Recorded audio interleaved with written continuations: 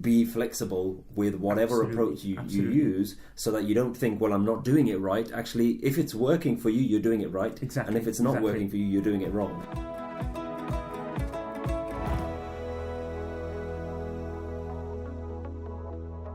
I mean, if you've never done meditation before, just sitting down, being quiet without any external inputs, at very least, will, normally people find that quite a difficult experience. I think people would just stop at that point, because if you just sit, for the first time you're having to face your mind, Absolutely. And you just can't deal with the fact that your mind is just constantly talking. And I think, like you, that's not a bad thing. That's literally just being aware that this is what your mind's doing all the time. Absolutely. You're not necessarily, your mind doesn't go into hyperdrive all of a sudden. It doesn't become faster just because you're sitting down. It's literally just showing you what your mind is doing all the time. Except now you've got nowhere to vent that attention, so you're forced to look at it for the first time. Absolutely. And it can be a very uncomfortable experience for people. Yeah. It can, the types of thoughts people have are not always going to be positive ones. They're being fired at you constantly by your mind. Your mind is in this habit of a lifetime to just constantly talk at you. And now you've decided to sit in a room or a dark space quietly and listen to it for the first time. Yeah. And that can be quite a difficult experience. But again, this is where we get to the basic techniques of, you give yourself an object like a mantra. It's positive if that mantra has some emotional meaning or connection, which is why certain words might be advocated and certain words might resonate more with you than others, which is absolutely fine. So you think that's important, to actually have that emotional connection? I think it can help. So because you've invested some sort of reverence into that word, you feel like, actually that's I'm calling something that's like, they call it, I think in some of the Eastern tradition, they call it an Ishtadev, something, some being that you've kind of created some affiliation or love towards. Absolutely. And almost actually there's countless stories, which I'm sure you're aware, in the Zen traditions and various Buddhist traditions, and even in the Hindu traditions and old sages, they would make their students go through extreme trials before they received this mantra. And the idea behind that was, there's nothing magic about a word. In all honesty, words are just sounds, but they then attached this very powerful meaning that they had received something of such great value, and it had taken them such tribulation to actually get that value. So they value it more, so that they're going to use that mantra is going to have a different psychological effect on them. If I walked up to you, asked me how to meditate, and I told you to say the word cupboard to yourself, for an hour a day, you probably wouldn't do it. But actually, in terms of the mechanisms that are going on inside you, it probably would actually achieve most of them. It just doesn't have that emotional connection to keep you interested, to keep you looking. So it can actually help. It can help having a word or a sound that actually means something to you, that has some sort of connection, because that helps you to keep the interest there. But one of the things I've always been an advocate for is that if a particular word from a tradition that's not your native language, if that word just doesn't resonate with you initially, I've always been an advocate for people to actually just pick another word. And even if that word is in English, and I've been trialing and quite successfully, and I talk quite openly about using the fact that I use "This Is You" as a very profoundly impactful mantra for me. But in the same way, you could possibly use just grace or peace. It depends on what you're trying to go for and what you're trying to do. But even Jo Tera Hukum, that can be or this is your grace, or this is your gift. Absolutely. So so basically, what we're saying is, I think we need to allow people time to figure out what their mantra is going to be first. And either you just take the standard mantra, whether it's waheguru or satanam or whatever the word is, but pick one and then actually start doing something with it. So let's say they've picked a mantra. What do they do next with it? And they've learned that they need to sit down with it. Sure. Okay, so a good way to start is, because our minds are so busy, our lives are so busy, is just give yourself some time. Give yourself a time in the day, part of your routine.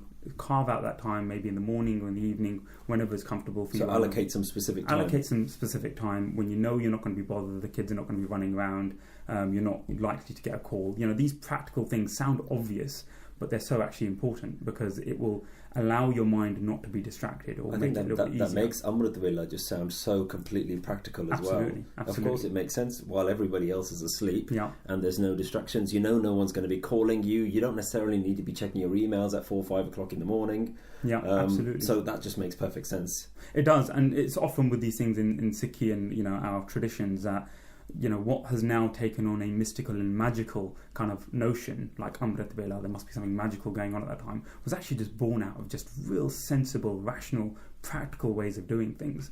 And I think that is one of them. It is a quiet time that you can dedicate to yourself and just be concentrating on this particular task and be less chance of being distracted. But very simply, you find a comfortable position. Now, I can't actually overemphasize how important it is to find a comfortable position. A lot of people and a lot of meditative traditions will prescribe certain positions. Yeah, poses and a lot of people will spend 6 months to 8 months just struggling with these poses and never really even get started on the work that they need to do in their mind because they're so, you know, concerned about their back and their, you know, their knees and things like that. And in fact, that kind of fires off more thoughts about your inadequacy at being able to do this. So I can completely second that. For me, just getting into a comfortable position, so the point at which, for me, it's that if you're sitting down and you're meditating, you don't want to be thinking about your body, you don't want to be thinking about you know, if you need to, you know, prop yourself up with a pillow, absolutely. If you need to lean against a wall, it absolutely doesn't make a difference. In fact, you know, I encourage it, go and be as comfortable as possible. So find a quiet time, find a comfortable space that you know that you can just sit there for a reasonable length of time. So once you've got that, and even finding a comfortable position actually takes a bit of practice. So you shouldn't beat yourself up as if you're sitting in a nice comfortable position and within a couple of minutes you get a scratch and an itch. These are all common symptoms of, you know, starting to meditate. Because and don't beat yourself up about it. Like, it's natural for you to have an itch or a scratch. And for me, it's certainly, after a while in a particular position, I have no qualms about changing position as long as I change the position, but it doesn't change my focus. Like, in fact, changing the position to just make my body a little bit more comfortable in one direction or other is fine, because I can just carry on with my meditation. Had I forced myself to sit in that position, then at some point I'll just start getting my focus on the position itself. So actually, absolutely. I do change it every now and then if I need to. And as you well know, because we've discussed this, you know, meditation is, the ultimate desire of meditation is to come off the meditation cushion. It's to take it out into the world. So, you know, movements and, you know, bodily sensations and things like that shouldn't detract from it, but it actually should be used as part of the meditative process. But when you start out, it's useful just to try to push away as many distractions as you can, and those kind of experiences and those kind of meditative practices can come later on. But effectively, what you're trying to do is give yourself some degree of sensory deprivation. It sounds like quite a lofty term, but really what we're saying is just quiet, dark, you know, room with a reasonable amount of comfort, so you're not basically, you know, distracted by various bodily sensations at the outset. And I'm aware that there's actually a big debate in Sikhi about whether, you know, what's prescribed in the Guru Granth Sahib Maharaj is a audible, loud japana, or a silent, quiet one. And that can be quite a heated debate. For me, my personal answer is, I think you should just try both and actually just see what works for you. And surely that's the most sensible thing to do, as opposed to vehemently try to dogmatically stick to a process that isn't working for you. And, you know, for me personally, I think the internal quiet japana is very powerful, because, again, it feels like I'm getting closer to the source of what I'm trying to tackle. This is an internal investigation, and internal japana is just feels like a closer signpost to that. So I would personally sort of advocate that approach. So are you literally just, once you found a comfortable position, you just start? There's no sort of build up to anything. You just literally sit down, find a comfortable position, and you just start using that, repeating that mantra. Is that how you would do it? That's what I would say is a good starting approach. But some people do find it a little bit easier to maybe just relax for a couple of you know, a minute or so, maybe concentrate on the breath, just to sort of calm themselves down. Yeah, that's certainly what I do. For me, as soon as I sit down, the mind is already floating in 10 different directions. So I use breath meditation, and I've got a lot of videos on our Facebook page where at least 10-15 minutes you kind of go through this process, maybe a bit of a body scan or something like that. And what I'm trying to do there is I'm just trying to get my awareness so separated from my thoughts that the thoughts don't necessarily aren't at the very front, the focus of what I'm doing. And I find at that point, Naam Simran is just you're just a lot more receptive to it, because I've found that if you sit down with Naam Simran and you just start, then it's almost as if you're kind of battling a noisy mind with just another sound, and you're somehow trying to just battle between the two. Absolutely. And sometimes your awareness will be on the sound of the mantra, and sometimes it'll just go on the thoughts itself.